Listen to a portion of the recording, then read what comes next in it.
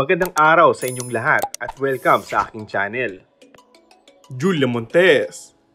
Inaming secured na sa relasyon nila ng aktor na si Coco Martin. Nagbigay ng payag si Julia hinggil sa relasyon nila ni Coco. May binanggit itong natuto na siya sa kanyang mga pagkakamali noon na oversharing sa personal life niya sa publiko. Now, you know that it's known the fact that I am in a relationship with him. But they really don't know anything about our relationship.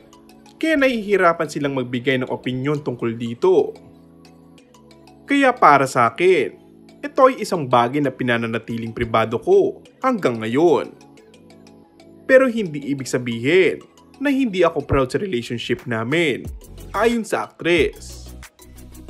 It's rare, di ba that I share? Nakikita kami sa publiko na magkasama. But they're like really nice. Happy moments that I feel proud of.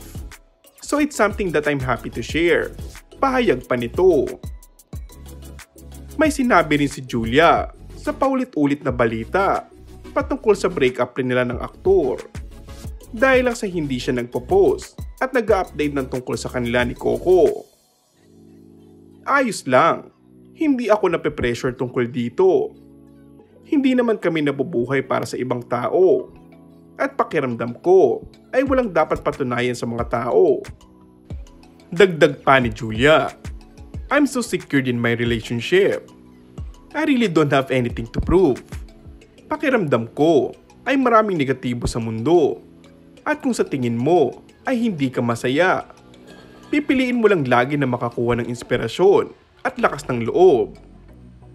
So you know, for negative people, I mean we are not always happy all the time. We work to live the life na kung saan tayo masaya. So I hope they can do the same.